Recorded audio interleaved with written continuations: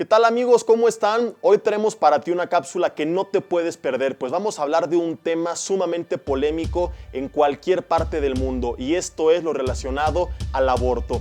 Hoy vamos a ver cuál es el verdadero problema, qué es lo que la gente piensa y qué es lo que dice la palabra de Dios. No te lo pierdas, acompáñanos. Punto número 1. El problema principal detrás de todo esto es el libertinaje con el que vive esta generación y te voy a explicar por qué. Tenemos jóvenes en todo el mundo que tratan sus cuerpos como si no hubiera consecuencias, como si fueran infértiles, viven como si no hubiera mañana, no respetan a sus padres y mucho menos respetan la palabra de Dios. Viven vidas desenfrenadas en fornicación y cuando enfrentan las consecuencias como la de un embarazo no deseado, entonces qué fácil es tomar la salida sencilla como el aborto. Es por esta razón que la mayoría de los abortos se dan entre personas de 18 a 24 años de edad y en segundo lugar en personas de 24 a 34 años de edad. Me pregunto yo en medio de esto, ¿no sería más sencillo, más fácil si entendieran que el sexo es algo maravilloso, que Dios creó, pero para utilizarse dentro del matrimonio? Y no es porque Dios te quiera fastidiar, te quiera amargar, te quiera frustrar la vida, es todo lo contrario. Lo que tú, joven, tienes que entender es que Dios te ama tanto y sus planes son tan maravillosos para tu vida que por eso te dice que te guardes en santidad, no para fastidiarte, sino para evitarte consecuencias como estas que irrumpen con los planes que Él tiene para tu vida. Pues además de un embarazo no deseado, la fornicación puede traer muchas otras consecuencias, como hacer que tú te termines, por ejemplo, casando con la persona incorrecta. ¿Por qué? Pues cuando ustedes están juntos, su cuerpo o su cerebro libera a su cuerpo químicos que producen entre ambos un sentimiento de apego, unas ganas de estar juntos. El resultado es que muchos jóvenes se casan únicamente por esta atracción física y por esto, cuando a los 3 o 4 años de casados las hormonas disminuyen a sus niveles mínimos, se terminan divorciando. Estadísticamente, ¿sabías tú que el más del 50% de los divorcios por esta razón se dan entre el tercer y cuarto año de matrimonio? Pues si no había nada más que los uniera, más que solamente lo físico, entonces se terminan divorciando. Por amor a ti, por amor a todos los demás y por amor a Dios, Dios te dice en su palabra, espérate. Y es por esto y por muchas razones más que la Biblia dice en 1 Corintios 6:18 que cuando una persona fornica, está pecando en contra de su propio cuerpo. Punto número 2. Para muchos el aborto es normal porque es lo que el mundo les ha enseñado.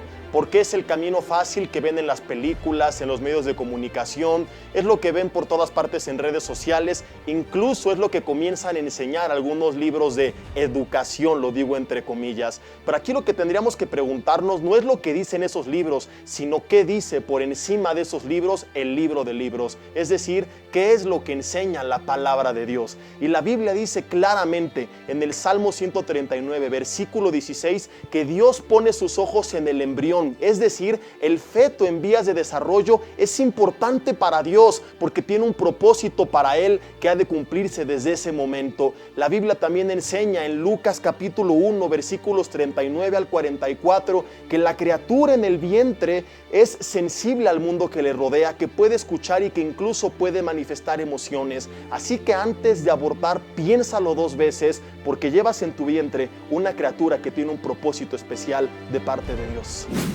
Punto número 3. Muchas personas quieren justificar el aborto argumentando que el embrión no es una vida sino solamente un conjunto de células.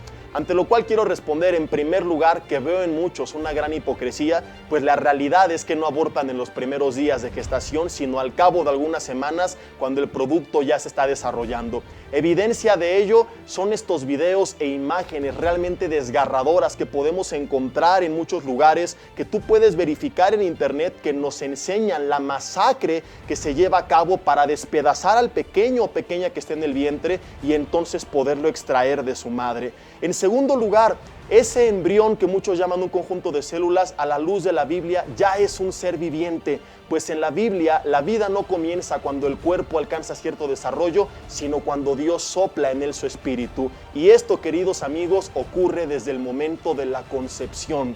Por eso vimos en el punto anterior que el embrión es importante para Dios y Dios pone en él sus ojos.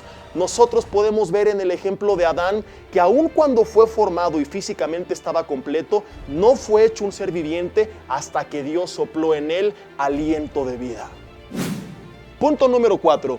Tú y yo tenemos que entender que nosotros no somos dioses, que Dios solamente hay uno y que solamente Él, como el creador de absolutamente todo lo que existe, es quien tiene el derecho de decidir y determinar quién comienza a vivir y cuándo terminan sus días.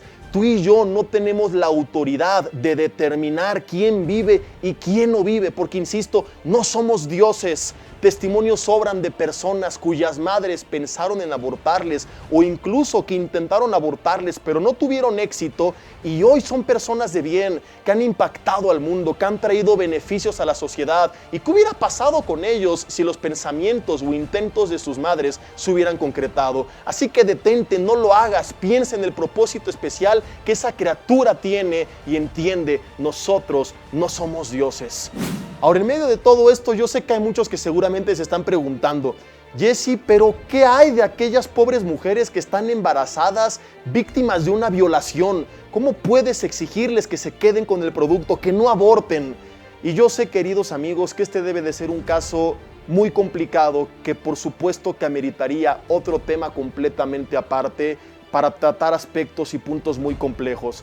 Pero en medio de todo esto, lo único que puedo decirte es que esa criatura todavía tiene el potencial de ser de bendición y que hay muchas familias que a lo mejor quieren tener hijos y no pueden. Y si tú lo has meditado, lo has analizado y no quieres ese bebé, lo puedes dar en adopción, pero no abortes, no lo hagas. Y para finalizar, pasamos al punto número 5. Si tú estás viendo esta cápsula y ya abortaste, lo último que quiero decirte es esto: no te sigas atormentando más, no te sigas haciendo más daño del que ya te hiciste, no te sigas condenando. La Biblia dice que Dios envió a Jesús hace 2000 años a morir por ti y por mí en la cruz del Calvario, para que si tú y yo ponemos nuestra mirada y nuestra fe en Él, recibamos entonces su perdón y la vida eterna. Dice 1 de Juan 1:7 que la sangre de Cristo tiene el poder de limpiarnos de todo pecado. No importa que hayas hecho ni siquiera esto, nada es más grande que el poder de Dios y su gracia y su amor y misericordia para limpiarte a ti y a mí de toda maldad. Dice Romanos 8:1 que no hay más condenación para quienes están en Cristo Jesús. Así que deja de atormentarte, acércate a Él y experimenta cómo Él transforma tu vida y te hace una nueva criatura y comienza a escribir una nueva historia, ahora escrita por su mano todopoderosa. Soy Jesse Bermúdez, espero que esta cápsula te haya servido. No dejes de compartirla con todas las personas que te rodean y sigue más de nuestro contenido en nuestras redes sociales. Nos vemos hasta la próxima.